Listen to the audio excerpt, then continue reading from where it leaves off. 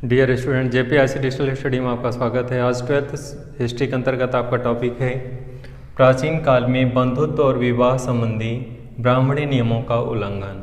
तो यहाँ पे प्राचीन काल में क्या है? प्राचीन काल में बंधुत्व और विवाह संबंधी ब्राह्मणी नियमों का उल्लंघन या सर्वत्र उल्लंघन के संदर्भ में अध्ययन करेंगे।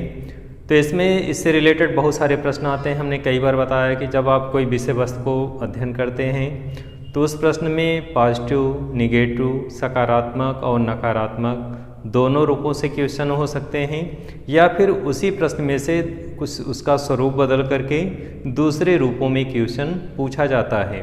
लिटरेचर में चूँकि किसी भी रूप में प्रश्न आते हैं, तो आप जब किसी विषय वस्तु को बहुत बेहतर तरीके से पढ़े रहते हैं, उसको समझते रहते हैं, केवल रटने की प्रवृत्ति ना ध्यान दें, केवल उस प्रश्न को समझें कि इस प्रश्न से कितने प्रकार के प्रश्न पूछे जा सकते हैं। अगर उस तथ्य को समझ जाएंगे तो आप चाहे जैसे कोई प्रश्न पूछे आप उसको आसानी से कर लेंगे। तो यहाँ पे जो टॉपिक दिया हुआ है इससे रिलेटेड कई प्रकार के प्रश्न पूछे जा सकते हैं, और इसको आप तभी ऐसे प्रश्नों का उत्तर दे सकते हैं जब किसी प्रश्न को अच्छे से समझ पाएँ कि ये पूछ क्या रहा है। तो यहाँ पे प्रश्न क्या है कि प्राचीन काल में जो बंधुत्व और विवाह संबंधी जो ब्राह्मणी नियम थे, क्या इनका पालन होता था या नहीं? अगर पालन हुआ है तो किस रूप में हुआ है? अगर उल्लंघन हुआ है तो उसकी विवेचना कीजिए, बताइए कि कब कब हुआ, कैसे हुआ, किस रूप में हुआ। तो ऐसे प्रश्न आते हैं, और ऐसे प्रश्न चूँकि विवेचनात्मक प्रश्न रहते हैं, आप इसे पक्ष और विपक्ष दोनों की मूल्यांकन करते हैं, समीक्षा करते हैं कि किस रूप में हुआ था, अगर हुआ था तो क्या सही है। तो इस तरह से ऐसे प्रश्नों का उत्तर आप अपने तरीके से देंगे जब उस प्रश्न के तथ्यों को समझते रहेंगे। तो यहाँ पे टॉपिक जो दिया हुआ है कि प्राचीन काल में जो बंधुत्व के नियम थे, जो विवाह संबंधी नियम थे, जो ब्राह्मणी नियम थे, ब्राह्मणों के द्वारा बनाए गए नियम थे, क्या उसका पालन होता था या फिर उल्लंघन होता था? तो कभी कभी समाज में देखें हर चीज़ होता है। सामान्यतः जैसे वर्तमान समय में क्या कानूनों का पालन होता है? तो इसमें आप आंसर क्या देंगे? हाँ, अधिकांशतः होता है, लेकिन समाज में कभी कभी ऐसे भी लोग होते हैं जो उन कानूनों को तोड़ते हैं या उनका पालन नहीं करते हैं। तो ऐसे प्राचीन काल में भी जो ब्राह्मणों के द्वारा बताए गए नियम थे, चाहे वर्ण व्यवस्था पर आधारित नियम थे या समाज के लोगों के लिए नियम थे, सामान्यतः पालन तो होते थे, लेकिन कभी कभी उसका अपवाद भी मिलता है, कभी कभी उसका उल्लंघन भी होता है, जिसका साक्ष्यों के माध्यम से प्रमाणित होता है, साक्ष्यों के माध्यम से प्रकाश पड़ता है कि इस जगह पे ऐसे ऐसे रूपों में उल्लंघन हुआ था। प्राचीन काल में जैसे इसी से रिलेटेड बहुत सारे प्रश्न बनेंगे कि जैसे प्राचीन काल में जो महाभारत के समय जो नियम थे, जो मानव के लिए नियम बनाए गए थे, क्या उसका पालन होता था? तो इसमें भी बहुत सारी चीज़ें हैं। हाँ, उसका पालन सामान्यतः लोगों के द्वारा किया जाता था, लेकिन महाभारत के समय में बहुत सारी ऐसी घटनाएं हैं जिसमें मानवीय मूल्यों को ताक पे रख के वो कार्य किया गया, मानवता को तार तार किया गया। बहुत सारे ऐसे कार्य किए गए जिसमें नियमों का उल्लंघन किया गया, और उसमें कई जगह पे नैतिकता का भी हास दिखाई देता है। तो इस तरह से कह सकते हैं कि बहुत सारे उस टाइम में भी घटनाएं घटित हुई थी जिसमें नियमों का पालन नहीं किया गया था। तो ये व्यवस्था थी कि यानी हर समाज में, हर काल में पूर्ण रूप से किसी भी नियम का पालन नहीं होता था। जब भी लोग अधिक संख्या में लोग पालन करते थे, लेकिन कुछ अपवाद हर समाज में, हर काल में मिलता है जब जब उसका उल्लंघन किया जाता था या जब जब किसी के द्वारा उसका पालन नहीं किया जाता था। तो इस रूप में ऐसे है कि प्रश्न के दो पहलू हैं। एक पहलू में आप दिखा रहे हैं कि हाँ, सामान्यतः पालन किया जाता था, चाहे धर्म को लेकर के हो, चाहे नैतिकता को लेके हो, चाहे ब्राह्मणी नियमों के हो, चाहे ब्राह्मणों के द्वारा जो नियम बनाए गए थे वो हो, इन सभी का पालन होता था। लेकिन इतिहास में कुछ ऐसी घटनाएँ हैं जिसके माध्यम से प्रमाणित होता है कि कुछ घटनाओं के कारण जो है स्पष्ट होता है या प्रकाश पड़ता है, यहाँ कभी कभी किसी के द्वारा इन नियमों को तोड़ा गया या इन नियमों का उल्लंघन किया गया। तो इस तरह से प्रश्नों को दो पहलू के रूप में आप जब भी एग्जाम में लिखेंगे, दोनों पहलुओं को एक साथ लिखेंगे। हमेशा समीक्षात्मक प्रश्न आता है, चूँकि आप लिटरेचर के विद्यार्थी हैं, साहित्य वर्ग के हैं। प्रश्न सीधे सीधे नहीं पूछेगा कारण बताएं, परिणाम बताएं, प्रभाव बताएं।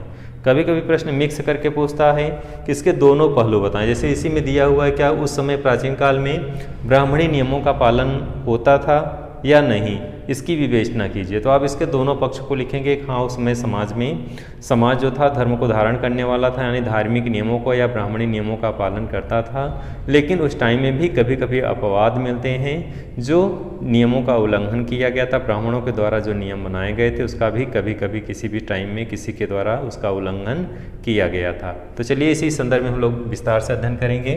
पितृवंशिकता के अनुसार, जैसा कि इसके पहले वाले वीडियो में जा चुका है, पितृवंशिकता का मतलब है वंश को चलाने वाला, पिता के बाद उसी वंश का उसका पुत्र ही उसका उत्तराधिकारी होगा, ये नियम बनाया गया था। तो पितृवंशिकता के अनुसार पिता की मृत्यु पर उसके पश्चात उसके पुत्र उसके समस्त संसाधनों का उत्तराधिकारी होगा। तो पिता की जब मृत्यु हो जाएगी तो एक व्यवस्था दी गई थी, सामाजिक व्यवस्था प्राचीन काल में, आज भी है, लेकिन कुछ परिवर्तन हुए हैं। तो प्राचीन काल में जो व्यवस्था दी गई थी कि पिता के मृत्यु के बाद उसका उत्तराधिकारी उसका पुत्र होगा।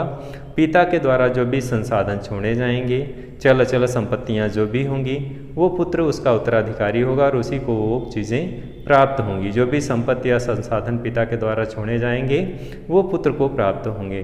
तो इस तरह से व्यवस्था दी गई है। किंतु कभी कभी पुत्र के न होने पर पुत्र के न होने पे जो व्यक्ति मृत्यु प्राप्त करता था तो उसका कभी भाई या परिवार के अन्य सदस्य उसके उत्तराधिकारी हो जाते थे, या उसके संसाधनों का भोग करते थे, या उसके संसाधनों को प्राप्त करते थे।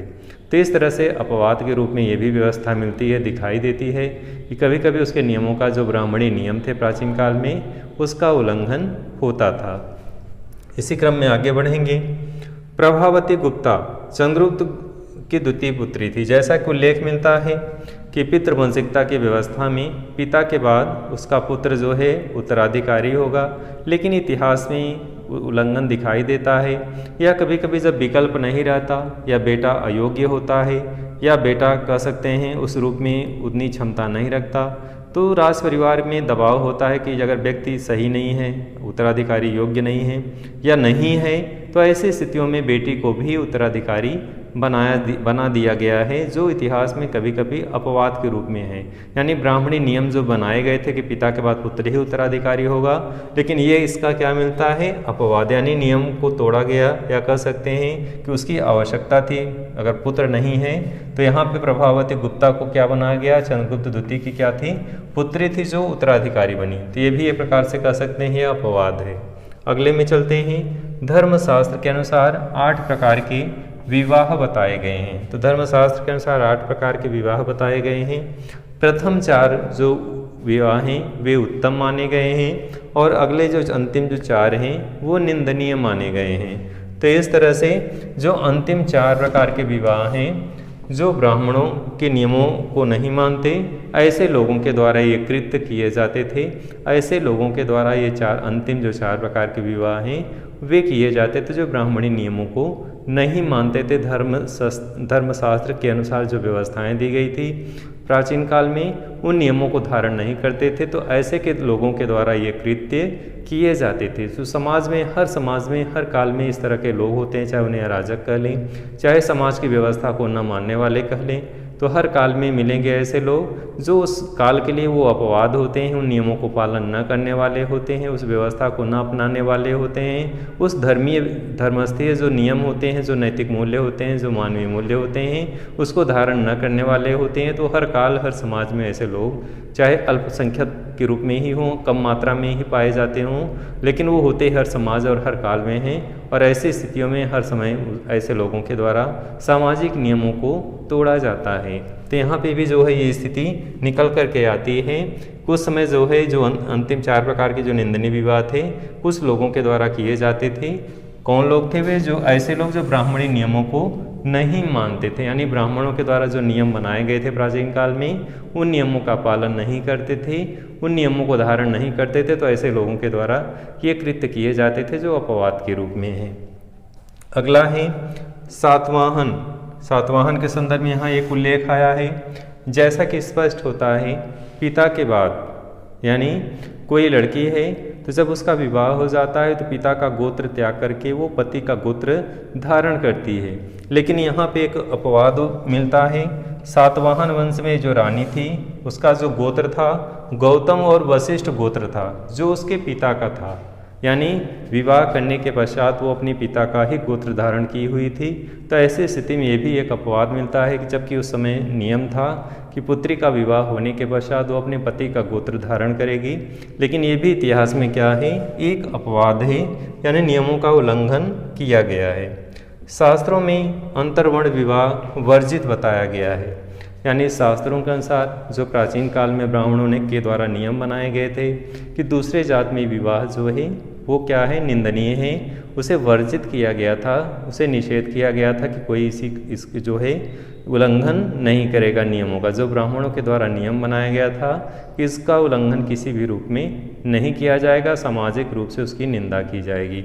लेकिन ये भी एक अपवाद मिलता है, समय समय पे कभी कभी किसी के द्वारा इन नियमों का उल्लंघन किया जाता था। तो इसी क्रम में जैसा कि आप जानते हैं महाभारत है, तो महाभारत में भीम की ने हिडिंबा से विवाह किया था, जो अंतर्वर्ण विवाह था। इस तरह से भी एक अपवाद है और इतिहास में हमेशा किसी न किसी नियमों का उल्लंघन किया जाता रहा है। डियर स्टूडेंट, जैसा कि आप जानते हैं टॉपिक से ही क्लियर है कि बंधुत्व और विवाह संबंधी ब्राह्मणी नियमों का उल्लंघन क्या किया गया था, क्या इसका पालन पूर्ण रूप से होता था। तो आप दोनों पक्ष लिख सकते हैं कि सामान्यतः इसके नियमों का पालन होता था, लेकिन कभी कभी कुछ अपवाद मिलते हैं जहाँ पे प्रकाश पड़ता है कि नियमों का उल्लंघन किया गया था। धर्मशास्त्र जो मर्यादा बताते हैं कि समाज में रहने वाले लोग जो है मर्यादा में रहेंगे, जो उनके लिए नियम बनाए गए हैं, चाहे नैतिक हो, नैतिकता का हो, चाहे मानवीय मूल्यों का हो, समाज में जो भी व्यवस्था दी गई है उसको सभी को अपनाना होगा, आत्मसात करना होगा।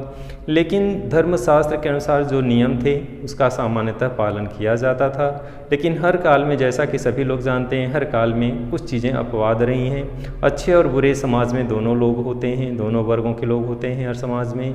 केवल अच्छे लोग एक समाज में हो ऐसा संभव नहीं है। मानवीय प्रवृत्तियाँ होती हैं जिसमें अच्छाई के साथ बुराई भी होती है, केवल अच्छाई ही नहीं होती। तो ऐसी स्थितियों में समाज में जो व्यवस्था दी गई है प्राचीन काल में कि धर्मशास्त्र के अनुसार सभी लोग मर्यादा का पालन करेंगे, लेकिन कुछ अपवाद भी मिलता है। जैसे महाभारत में बहुत सारी ऐसी घटनाएं घटित हुई हैं जहाँ पे मर्यादा का उल्लंघन किया गया है, जो एक मानवीय प्रवृत्ति है व्यक्ति की कि हर काल में जो है कुछ न कुछ दुर्गुण मिलते हैं, हर लोगों में अच्छाई के साथ बुराई भी होती है। तो ऐसी स्थितियों में यहाँ पे भी मर्यादा का उल्लंघन मिलता है। महाभारत काल में बहुत सारे एग्जाम्पल हैं। तो इस तरह से कह सकते हैं कि प्राचीन काल में विवाह और ब्राह्मणी जो नियम थे उनका पालन होता था अक्षर से ज़्यादातर, लेकिन कभी कभी उसके जो है कहीं कहीं पे नियम तोड़े गए हैं, जो इतिहास में प्रमाण के रूप में या कह सकते हैं प्राचीन काल में कुछ ऐसे उदाहरण मिलते हैं जिनसे स्पष्ट होता है कि नियमों का तोड़ा गया या इन नियमों को कभी कभी उसका उल्लंघन कुछ लोगों के द्वारा किया गया। तो डियर स्टूडेंट, आज की वीडियो में आपने अध्ययन किया कि प्राचीन भारत में बंधुत्व और विवाह संबंधी ब्राह्मणी नियमों का उल्लंघन किया गया था। इसकी विवेचना कीजिए इसके संदर्भ में। तो आप जो है इसके संदर्भ में अध्ययन किया, पक्ष और विपक्ष दोनों पहलुओं को सुना और अध्ययन किया। इसको आप जो भी PDF फाइल भेजी जाती है उसको नोट्स में आप अपनी कॉपी में लिख लिया करें और इस तरह से अपना एक नोट्स तैयार करते रहें। तो इस वीडियो की विषय वस्तु कहीं समाप्त करते हैं। धन्यवाद।